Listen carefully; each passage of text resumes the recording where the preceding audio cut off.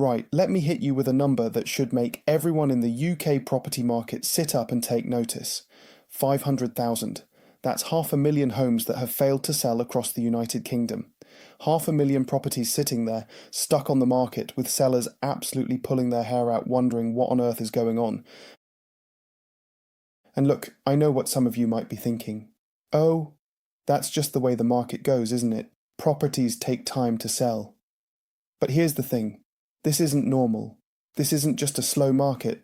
What we're seeing right now is something that's genuinely concerning for anyone who owns property, anyone trying to sell, and honestly, it's pretty significant for buyers too. So today, we're going to dive deep into what's actually happening. We're going to look at the real numbers, break down the regions, understand why this is happening, and most importantly, figure out what it means for you, whether you're looking to sell, buy, or you're just trying to understand what's going on with the UK housing market. Before we crack on, if you find this sort of analysis helpful, do me a favour and hit that subscribe button. We put out regular updates on the UK housing market, giving you the real picture of what's happening in real time. Right, let's get into it. So first things first, let's talk about where this 500,000 figure actually comes from and what it really means. Now, when we look at property listings data from the major portals like Rightmove and Zoopla, combined with estate agent reports and land registry information, we can see a pretty clear picture emerging. At any given time, there are roughly 1.5 million properties listed for sale across the UK. Now, in a healthy market, what you'd expect is properties moving through the system fairly regularly. The average time to sell should be somewhere around 8 to 12 weeks if a property is priced correctly and presented well. But what we're seeing now is completely different. Approximately 1 in 3 properties that go on the market are being withdrawn without selling. That's absolutely massive. We're talking about properties that have been sitting there for 6 months, 9 months, sometimes over a year, and eventually the sellers just give up. And here's what's really interesting. This isn't just about overpriced luxury homes or properties in undesirable locations. We're seeing normal family homes, starter properties, flats in decent areas, all struggling to find buyers. The breadth of this problem is what makes it so concerning. The data shows that the average time on market has increased by nearly 40% compared to what we saw 2 years ago. 2 years ago, if you priced your property sensibly, you could reasonably expect offers within the first few weeks. Now, sellers are waiting months without a single viewing, let alone an offer. Now, here's where it gets really interesting, because this problem isn't hitting everywhere equally. Let me break down what we're seeing across different parts of the country, starting with London. The capital has always been its own beast when it comes to property, hasn't it? But right now, London is seeing some of the highest rates of failed sales in the country. We're talking about properties in zones 3, 4 and 5 particularly struggling. The outer London boroughs like Bromley, Croydon and Havering are seeing sale fall-through rates of over 35%. And it makes sense when you think about it. London prices got so inflated during the boom years that now, with higher mortgage rates, buyers simply cannot afford what sellers are asking. A 3-bedroom semi that might have flown off the market at £600,000 2 years ago is now sitting there with zero interest because the mortgage payments at current rates are simply unaffordable for most buyers. Moving up to the north of England, we're actually seeing a slightly different picture. Cities like Manchester, Leeds and Liverpool are faring better than the south, but they're not immune. The northwest is seeing failure rates of around 25%, which is still significant but notably better than what we're seeing down south. The Midlands is somewhere in between. Birmingham and the surrounding areas are struggling, particularly new build developments, where we're seeing entire phases sitting unsold. Some developers have quietly been offering incentives, covering stamp duty, throwing in furniture packages, all sorts of things to try and shift units. Scotland tells an interesting story as well. The Scottish market operates differently anyway with its own legal system, but Edinburgh and Glasgow are both seeing extended times on market. Aberdeen, which was hit hard by the oil industry downturn years ago, has actually seen some stabilisation, but that's because prices there already corrected significantly. Wales has pockets of real difficulty, particularly in coastal areas where second home buyers have completely pulled back. Towns that saw huge demand during the pandemic work from home boom are now seeing properties linger for months. Alright, so we know the scale of the problem and we know where it's hitting hardest. But the big question is why? Why are 500,000 homes failing to find buyers? Let me walk you through the main factors. Number one, and this is the big one, mortgage affordability. When the Bank of England started raising interest rates, the impact on mortgage costs was absolutely brutal. We went from a base rate of essentially 0 to over 5% in a remarkably short space of time. Let me put this in real terms for you. If you had a £300,000 mortgage on a 2% interest rate, your monthly payment was around £1,260. At a 5.5% rate, that same mortgage costs you £1,840 a month.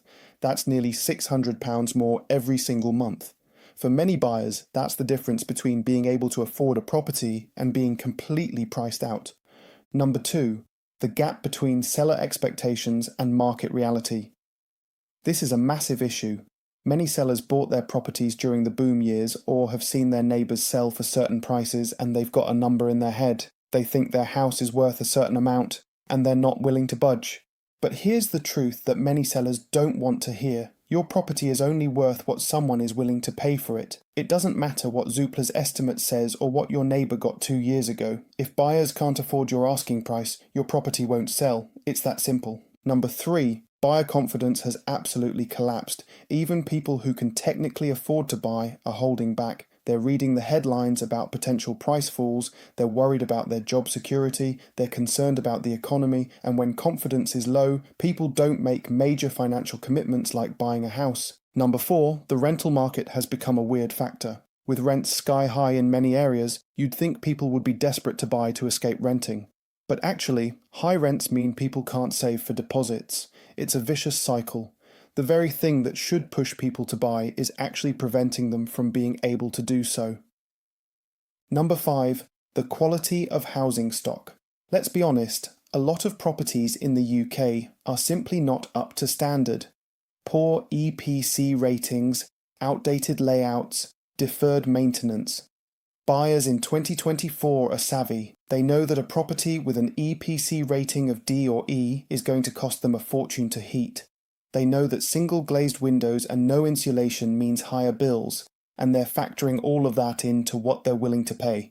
So what does all this mean for house prices? This is the £1,000,000 question, isn't it? Or perhaps I should say the £500,000 question, given the average property price in some areas. Here's what the data is telling us. Prices are falling, but not everywhere and not uniformly. The headline national figures show modest declines, maybe 2 or 3% year on year.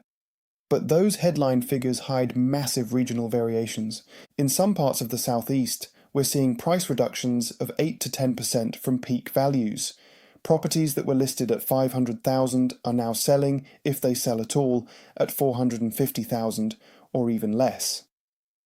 But in other areas, particularly affordable areas in the north and parts of Scotland, prices are actually holding steady or even showing small increases. These are areas where the affordability calculations still work, even with higher interest rates. What's really telling is the gap between asking prices and achieved prices. On average, sellers are having to accept offers of around 5 to 7% below their asking price. That might not sound like much, but on a £400,000 property, that's £20,000 to £28,000 less than the seller expected. And here's something that doesn't get reported enough. The properties that are selling are not representative of the whole market. What we're seeing is that well-priced, well-presented properties in good locations are still moving. But everything else is stuck. So when you see reports saying properties are still selling, yes they are, but it's only a subset of the market. Right, let's talk about what the experts are saying about where we go from here. And I'll be honest with you, there's quite a range of opinions out there. Some analysts are predicting that interest rates will start to come down later this year and into next year. If that happens, and it's a big if, then we could see mortgage affordability improve and more buyers coming back into the market. That would help clear some of this backlog of unsold homes. But other experts are more cautious. They point out that even if rates come down a bit, they're unlikely to return to the incredibly low levels we saw before. The era of 2% mortgages might be over for good. If that's the case, then house prices need to adjust to this new reality, and that adjustment could take years. The most realistic prediction I've seen suggests a continued slow grind. Not a dramatic crash, but a prolonged period of difficulty for sellers, prices slowly drifting down, transaction volumes staying low, and the market eventually finding a new equilibrium where prices match what buyers can actually afford.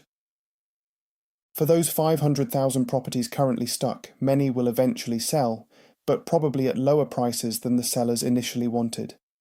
Some will be withdrawn from the market entirely, with sellers deciding to stay put or let out their properties instead, and some, unfortunately, will end up in distressed situations, particularly if sellers are facing financial pressure. Alright, if you're one of the sellers struggling to sell your property, what can you actually do? Let me give you some practical advice based on what's actually working in the current market. First and foremost, price realistically from day one. I cannot stress this enough. Overpricing your property and then slowly reducing is the worst strategy in a slow market. Buyers see a property that's been on Rightmove for 4 months with multiple price reductions and they assume something's wrong with it. Price it correctly from the start and you'll get more interest. Second, presentation matters more than ever. When buyers have lots of choice and they're being very cautious with their money, your property needs to stand out. I'm talking about decluttering, deep cleaning, fresh paint if needed, sorting out that dodgy kitchen tap you've been ignoring for 3 years. First impressions count enormously. Third, consider your EPC rating. If your property has a poor energy efficiency rating, think about what improvements you could make. Sometimes a relatively small investment in loft insulation or upgrading to LED lighting can bump you up a grade, and that can make a real difference to buyer interest. Fourth, be flexible on viewings. If you're only available for viewings at specific times that suit you, you're limiting your buyer pool. In a tough market, you need to accommodate potential buyers as much as possible. Fifth, think about what you can offer. Can you include some furniture? Are you flexible on completion dates? Can you help with any of the transaction costs? In a buyer's market, these extras can be the difference between getting an offer and watching another month tick by. And sixth, choose your estate agent carefully. Not all agents are created equal, and in a difficult market, having someone who genuinely works hard for you matters more than ever. Ask about their recent sales, their marketing strategy, and don't just go with whoever gives you the highest valuation. That high valuation might just be a tactic to win your business, and you'll end up reducing the price anyway. Now, if you're a buyer watching this, you might be thinking this all sounds like good news, and in some ways it is. You have more negotiating power than buyers have had for years. Sellers are more willing to accept offers below asking price, there's more choice on the market, and you can take your time without the frantic bidding wars we saw during the boom. But let me offer some balance here. Just because properties are available doesn't automatically mean now is the perfect time to buy. You still need to do your sums carefully. Yes, you might get a discount on the purchase price, but you're also taking on a mortgage at higher interest rates. The smart approach for buyers right now is to look for genuinely motivated sellers who need to sell rather than those who are just testing the market. Properties involved in chain breaks, divorces, or estate sales are often where the best deals can be found because those sellers have a genuine deadline. Also, don't assume that just because a property has been on the market for ages, there's something wrong with it. Often it's just been overpriced from the start. If you see a property you like that's been lingering, go view it and make an offer based on what you think it's actually worth. So there we have it. 500,000 homes failing to sell, a market that's fundamentally shifted, and a lot of uncertainty ahead. Whether you're buying, selling, or just watching from the sidelines, these are genuinely interesting times in the UK property market. My view, we're in a period of transition. The mad boom times are over, but we're not seeing a complete crash either. Instead, we're seeing a market slowly adjusting to a new reality of higher borrowing costs and more cautious buyers. For sellers, the message is clear. Be realistic, be patient, and present your property as well as you possibly can. For buyers, there are opportunities out there, but do your homework and don't rush into anything just because you feel you should be taking advantage. I'll keep bringing you these updates and analysis as the situation develops. If you found this useful, please hit subscribe and the notification bell so you don't miss the next update. Drop a comment below telling me about your experience with the current market. Are you trying to sell? Are you looking to buy? What are you